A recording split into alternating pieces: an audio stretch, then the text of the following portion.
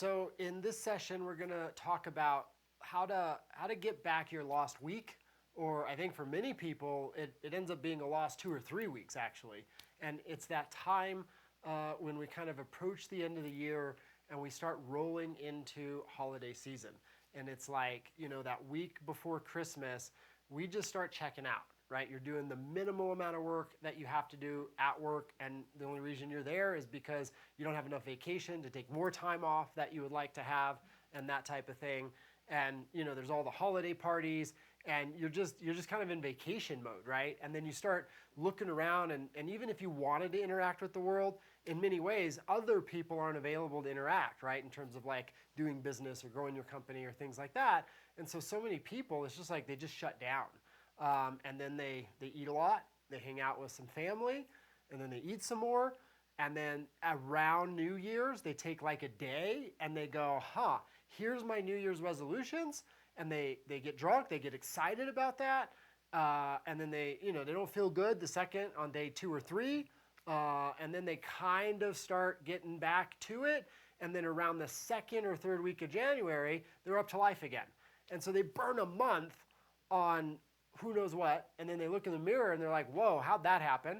And you gained a minimum of 8 to 20 pounds. And you're like, oh my gosh, I need to get my stuff back together. So this is how the average person rolls through the holidays. And so I'm going to give you a playbook to play the game very differently so you can get ahead of everybody else, right? Because when circumstances change, there's always an opportunity. Something that I started doing years ago is I started living through a question. I always ask myself, what's the opportunity here?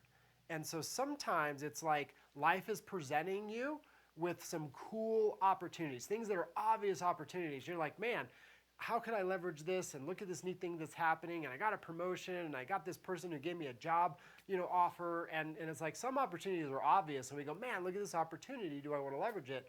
But then what I find is there are often even more better opportunities or more advantageous opportunities during times of change or struggle, or when other people aren't engaged. There's an opportunity there because we could be engaged. And so this question can serve in so many different places to just ask the question, where's my opportunity here? And so I invite you to play this holiday season differently. If you're listening to this right now, you're clearly a high performer because you're looking to better yourself. When I think of a high performers are willing to do 2 things regardless of what their current circumstances of life look like. They are willing to take action, and they're willing to essentially be in action toward the betterment of their life, right? Up-leveling the quality of their life, and this really becomes a way of being for them. And so I spot high performers all the time that aren't necessarily, really nailing life yet, but they're clear on where they want to go. They want to better the circumstances of their life, and they're in action toward it. And I'm like, yep, there's a person, their life is going to look different in a year. Their life is going to look different in 3 years. And so if we want to be average, let's do what everybody else does. And I've never met a human being when I go up to them and I'm like, hey, would you like to be average? They've gone like, of course. Matter of fact, I'd like to live in the rung just below average, because then I get to do as little as possible, right? I have to put out as little work, little effort as possible. Like, that's just not what anybody says. Even the person who's living that way, who's doing as little as possible, who really is just kind of rolling through the day, getting through it, even that person says, oh no, I want to be a high performer, right? Everybody likes the idea of it. So if you're listening to this, I know you are a high performer, and one of the signatures of a high performer is they're doing things different than everybody else, which is why they get different results, right? You want an extraordinary result? Pay attention to what everybody's doing, and let's start doing some opposite stuff, right? Let's play the game differently. And so moving into this holiday or moving into the end of the year, here's what I would recommend. Here's the opportunity that is before you and how to leverage it. And so what we have in this last few weeks of the year is we usually have space. We usually have a little bit of an increase of time, meaning we're not putting in an 8-hour day or a 12-hour day at work. The kids are off school, so we're not running them around, to all of their games and their events and these types of things. And so we have a little bit more time on our hands. And so with this time, I invite you to do 2 key things. Number 1, name now, right? Like name in November, right? Name in the beginning of December, where do I want to be next year? Right? I start this process the beginning of October, actually. I go, man, what do I want the next year to look like? The end of next year, where do you want to be? And when you name where you want to be the end of next year, then go, hey, what could I do right now to establish as a routine? The key word there, as a consistent routine, that if I take that on and I live that routine out from now, if I establish it now and I live it out throughout the year, that it's likely to move me to that outcome I want to achieve for my next year, whether it's a money mark, a financial mark, a health and fitness mark. Maybe you want to up-level your relationship, right? Maybe you want to build a business. Like, I don't know what it is that you aspire to or what's most important for your next year, but name what it is that you're committed to creating what you're committed to creating, and don't make it a New Year's resolution. Make it a true benchmark that you commit and declare is going to happen as an up-leveling of your reality. So step one, get clear on where you're going, get clear on it now. And then step two, ask the question, what is the consistent routine that I could take the next few weeks to adopt so that when January 1st comes in, I'm not kind of rolling slow into the next year. I'm already inside my new routine and I've hit the ground running when everybody else is still in bed hungover, right? Like what is that routine that you could already be inside of so that first 2 weeks where people are kind of slow rolling into the year, you're already in high action, taking advantage of the most important resource that you have, that we all have, which is time. Because once we lose time, man, we can never get it back. So we got to leverage it to the utmost. We got to leverage it to its full capacity.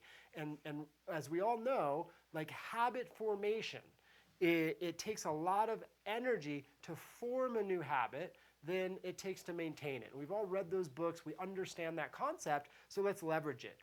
And for me, I always use the word routine because the difference between habit and routine, habit is an unconscious behavior that we engage in with repetition, but we didn't design it. It wasn't an intentional way of being that we adopted for ourselves. Whereas a routine is an intentional way of being that we adopted for ourselves relative to the outcome and the result that we want to achieve in our life, right? And so name the outcome that you want to achieve in the next year, and then let's spend this space of time where we have extra time, where we're not doing the things we typically do, to really nail habit formation and make it a conscious routine, right?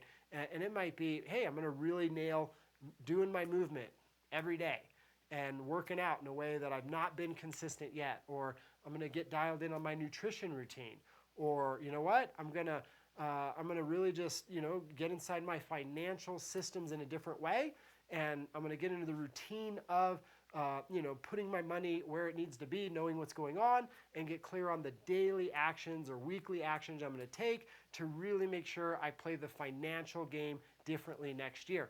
Like it can be anything, but you leverage this time for creating a conscious routine and getting inside of it so that by the time the first week of the year shows up, you're just already in that routine as a reflex. And it's not something that you're creating, it's something that you're already doing. And if you were to each year adopt 2 new conscious routines, you could completely reinvent yourself in your life in as little as 3 to 5 years. Because routines are powerful, especially when we're naming consciously the routine we're going to create relative to the outcomes and the aspirations we have for our life. So take advantage of this end-of-year reality in a way most people never do, and take a little bit of time and go, man, what is the conscious routine that I could adopt the next few weeks and put a little extra energy toward making that happen so that when the first part of the next year comes up, I'm already in high action toward the things that I want to achieve and fulfill.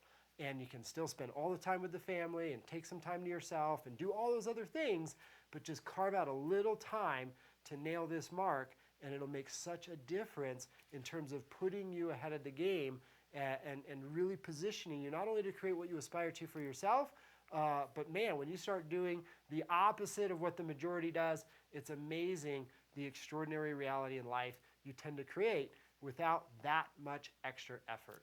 And so hopefully this is helpful. Enjoy, and we'll look forward to seeing you soon.